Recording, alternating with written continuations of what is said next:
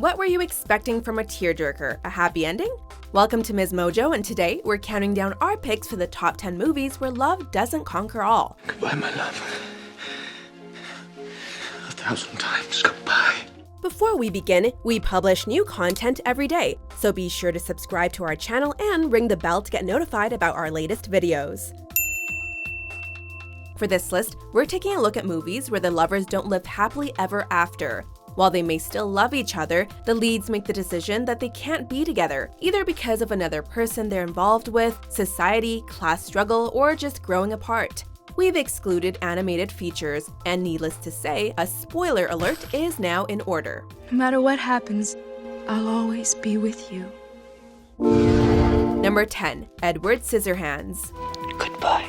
Edward Scissorhands is not only one of the strangest characters from the mind of Tim Burton and Caroline Thompson, but also one of the most tragic. Literally possessing scissors for hands, Edward may be a gentle soul, but he can't get close to anybody without causing them harm. Unexpectedly falling in love with Edward, Kim wants nothing more than for him to hold her in his arms. Of course, Edward makes it painfully clear that he can't. I can't. When society turns on poor Edward, he must part ways from Kim in one of the most devastating goodbyes ever put on film. The two never see each other again, but Kim will always think of Edward whenever snow falls. I love you. Number 9. Once. I have to go now. Once follows the relationship between a guy and a girl who are brought together through their mutual love of music. These characters rarely express their feelings for one another using words, but songs like If You Want Me and Falling Slowly tell us everything we need to know. Falling slowly, eyes that know me. It's an understated romance that leaps off the screen with beautiful music and lyrics. Although their singing is in sync, the two are headed down separate paths and ultimately must give each other up. See you after, well done. You too. While they're unable to part ways with a proper farewell, Guy leaves girl with a poignant gift that perfectly sums up their short time together. Falling slowly, eyes that know me. Number 8. Her. Hi. Hi. How you doing? I'm well. This sci-fi romance might be set in the near future, but it still speaks volumes about modern society and our connection to technology. Unable to form a meaningful bond with an actual woman, Theodore turns to an operating system named Samantha for companionship. Their friendship grows into a romance, which might sound like a setup for a satire. While Her is indeed hilarious at times, it's also a sincere love story about two three-dimensional individuals. Since one of our lovers is a disembodied voice, however, a life together appears impossible. And I need you to let me go. As much as I want to, I can't live in your book anymore. Even if they can't quite make it work, the experience still proves enlightening for Theodore and Samantha, who both emerge as more complete characters. But if you ever get there, come find me. Number 7. Castaway. You said you'd be right back.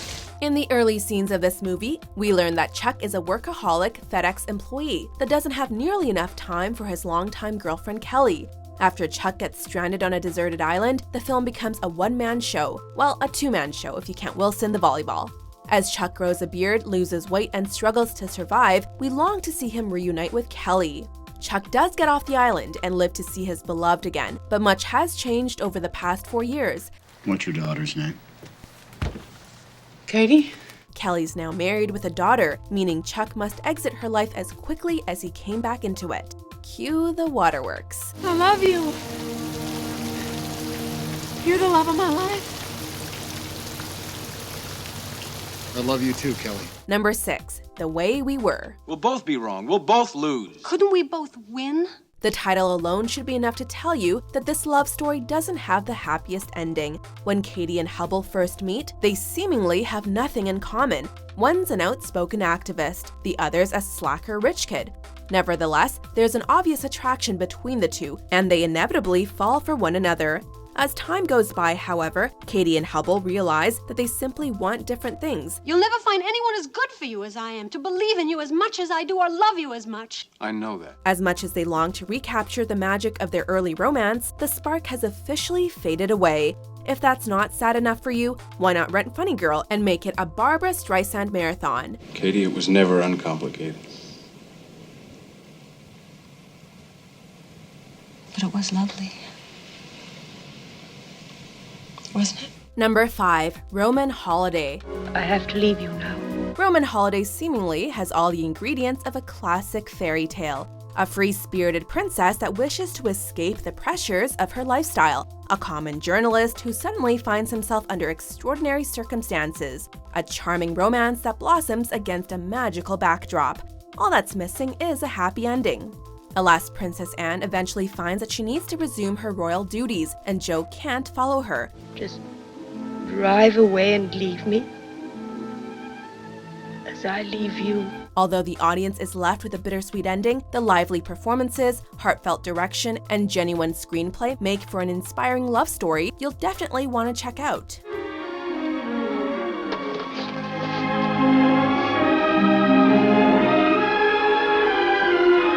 Number 4. Lost in Translation. Does it get easier? No. Yes. Sometimes comfort can be found in the most unlikely places. Bob and Charlotte never expected to find a new lease on life while visiting Tokyo. Likewise, these strangers probably didn't expect to discover a kindred spirit in one another. As different as they appear, the two are both stuck in lonely, uncertain stages in their lives. In a city of millions, they just might be the only people who truly understand one another. Are you going right now? Yeah, and my bodyguard's right here. Every vacation must come to an end, though, forcing them to leave their romance in Japan behind. The audience may never learn what Bob whispered into Charlotte's ear before parting ways, but it's evident that both are ready for whatever comes next. Number 3. La La Land. It's pretty strange that we keep running into each other. It is strange. If you haven't noticed already, nostalgia plays a key role in pretty much all of the movies here. Nowhere is that more apparent than this homage to the musicals of yesteryear. Mia and Sebastian share chemistry reminiscent of Fred Astaire and Ginger Rogers. Both have big dreams, and La La Land is just a place to make them happen. I guess we're just gonna have to wait and see. While the two get exactly what they wanted in the end, their aspirations don't come without sacrifice. The film's most uplifting scene is also probably its most melancholy, as Mia and Seb consider the roads not taken. As much as they'd love to stay in this fantasy, there comes a time when all must face reality. Number 2. Brokeback Mountain. I wish I knew how to quit you. Why don't you? Although other movies had previously explored homosexuality, Brokeback Mountain felt like the first one to get the subject right for mainstream Hollywood, especially from a romantic angle. Starting in the 1960s, the film's story centers on the relationship between Ennis and Jack, two cowboys who developed a passionate connection while herding sheep in Wyoming. Given the oppressive time period, they fear that their relationship will be met with violence and hatred. If you can't fix it, Jack, you gotta stand it.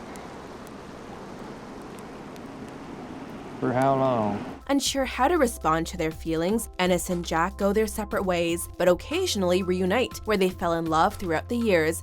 The older they grow, the clearer it becomes that these two are soulmates, but they tragically can't overcome prejudice or their own insecurities.